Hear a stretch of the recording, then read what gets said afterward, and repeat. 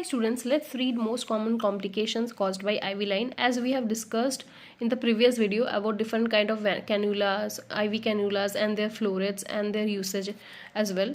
तो हम यहाँ पे डिस्कस करेंगे. We will discuss about the complication caused by the IV line और IV cannulas. तो पहले जो मोस्ट कॉमन कॉम्प्लिकेशन हमें दिखने के लिए मिलता है वो है फ्लेबाइटिस, जिसका ये बहुत ही हमारे क्लिनिकल प्रैक्टिस में हम देखने को ये पाते हैं. वो इसका जो क्लिनिकल फीचर्स है as you can see, practically भी हम देख पाते हैं कि erythema, redness, pain and warm to touch होता है.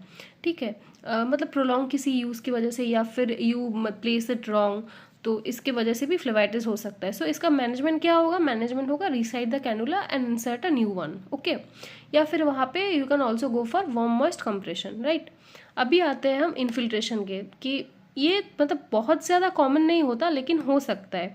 जैसे कि instead of inserting it into A when, अगर आप cannula insert into surrounding tissue, तो देयर विल बी क्या होगा? स्वेलिंग होगा, क्योंकि fluid will be collected in that surrounding space. उसकी वजह से इंड्यूरेशन होगा, फिर पेलनेस दिखने को मिलेगा.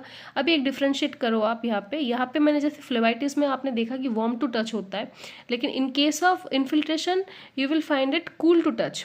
ओके, क्योंकि फ्लूइड जमा हो रहा है ना सराउंडिंग टिश्यू पे.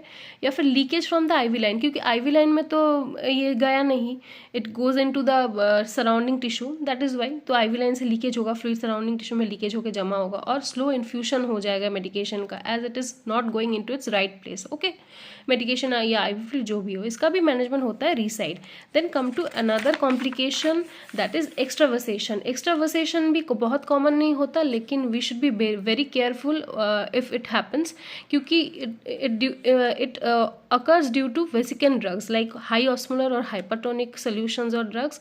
एग्जाम्पल के तौर पे हम ले सकते हैं KCl और कीमो ड्रग्स. ओके, अगर if it goes into the surrounding tissue instead of vein, तो क्या हो सकता है?